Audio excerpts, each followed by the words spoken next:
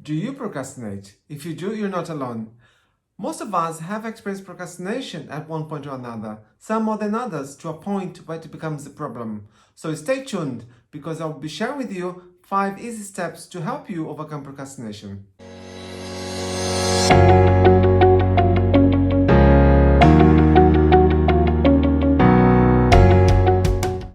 Hey everyone, welcome to my channel. I'm Frank Di Costa, bringing to you great content to help and empower you to take back control and transform your life.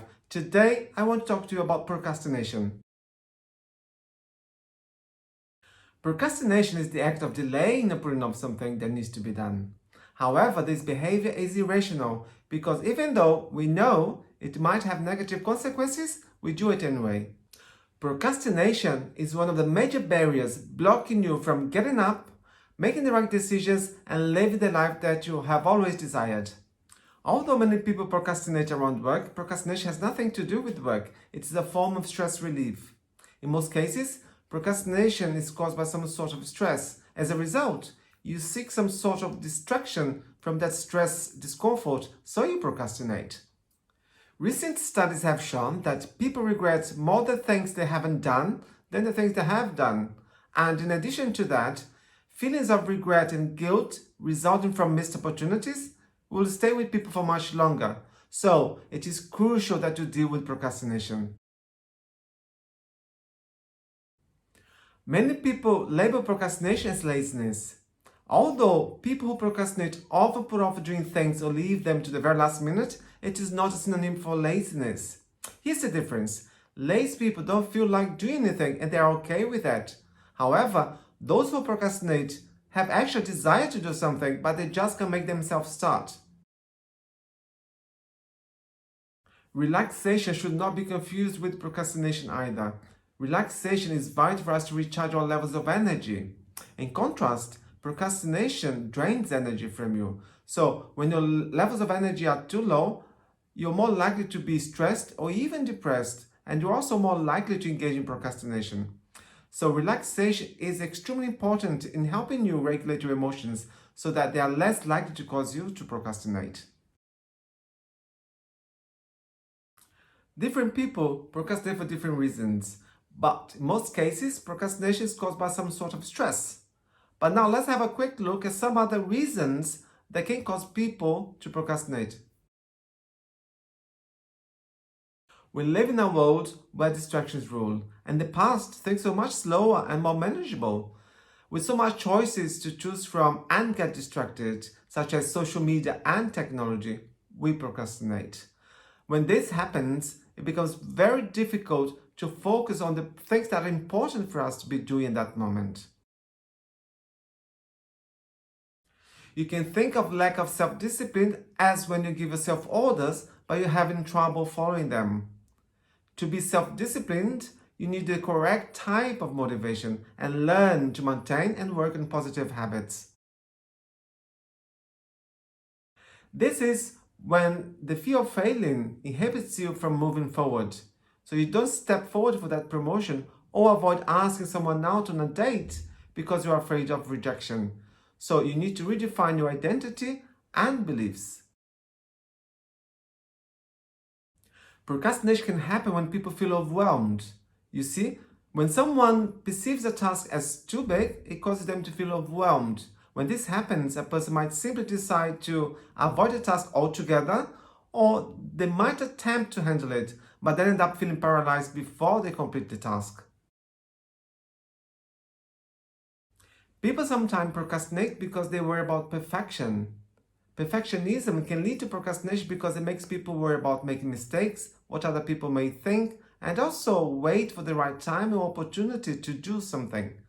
And here's the truth. Perfection does not exist. And if someone waits for the right time or opportunity to do something, they'll be waiting for a long time. People who procrastinate call themselves procrastinators, but I have 2 pieces of good news for you. The first one is that you're not a procrastinator. You have the habit of procrastinating. That is different. And the second one is that if it's a habit, then you can change it, and I will be showing you how. When you identify yourself with the habit of procrastination, I'm a procrastinator. Your beliefs will create your reality and self-identity, so you must deal with procrastination. So here are 5 easy steps to help you overcome procrastination. In life, awareness is key.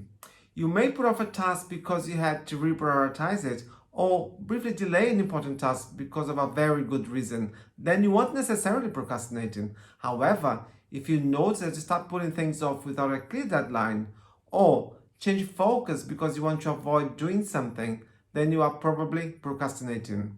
So, awareness is the first step for you to start the change process. Once you have gained awareness, the next step is to understand your habit of procrastinating. When does it happen? What triggers it? What thoughts come to your mind before you procrastinate? How often does it happen? What patterns are you following? The importance of understanding your habit is that you cannot change what you do not understand. So you must first understand before you can change it. Sometimes you procrastinate because you don't know the first step to take.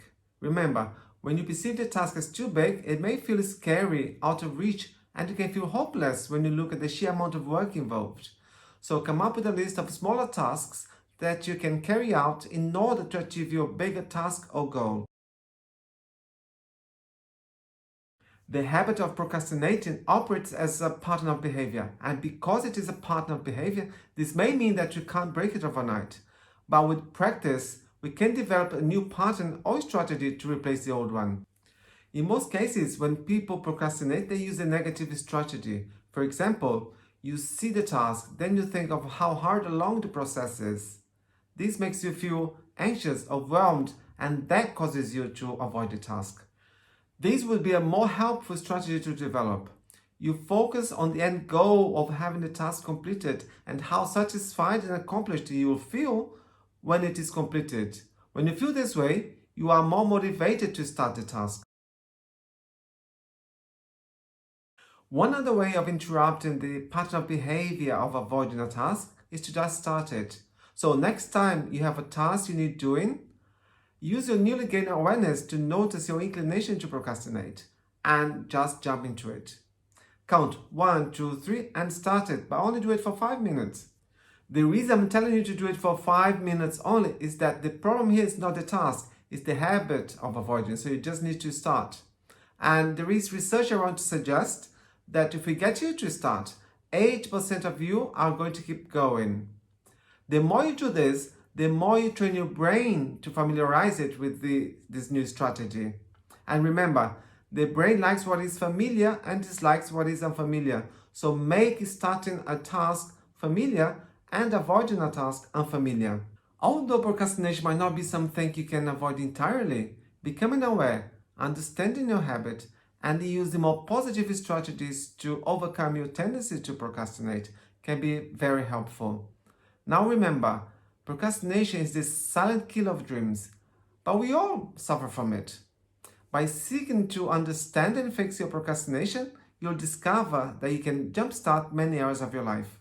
I hope you have found value in this video, and if you did, please remember to hit the like button, subscribe so that you get notified every time I upload a new video, and share it far and wide. You never know who you might be helping.